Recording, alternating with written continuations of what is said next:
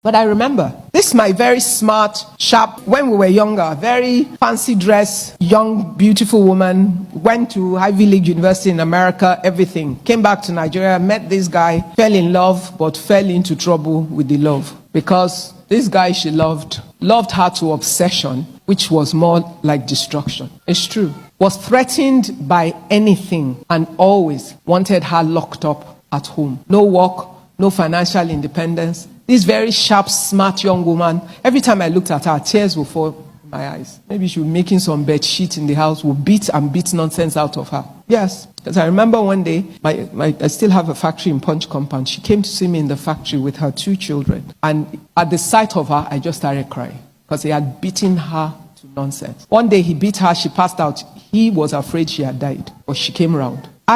But with all this trouble that he gave her, would not let her work, would not do anything. At 34, not older, they were both 34. This guy goes to have leukemia. This same wife that he almost killed is the one who took care of him, would sleep literally on the floor at Luth beside him, watching him.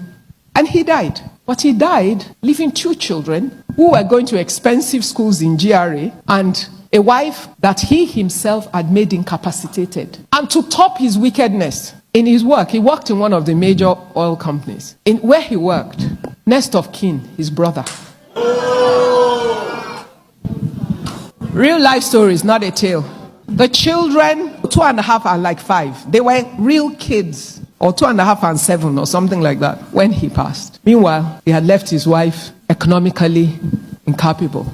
His benefit at work, next of kin, was brother, and the value was to be locked up until the children were 21. Just in case she went to marry somebody else, she would not have access. Who will take care of his children? Sometimes when you think you want to do somebody, you do yourself. I'm just telling you stories, real life story, so that you will not allow foolishness to abound in your heart. And at the end of the day, you will work for nothing because you have not tidied up.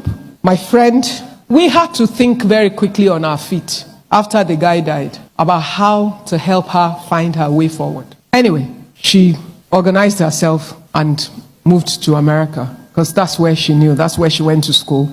She could start all over again because she'd been back to Nigeria from her 20s and she'd never actually settled into work because her husband would not let her work. So she went to America and lives there till now. Went back to school, did a master's. She has PhD now and is involved in the education sector. Her children have done well and she's refused to marry.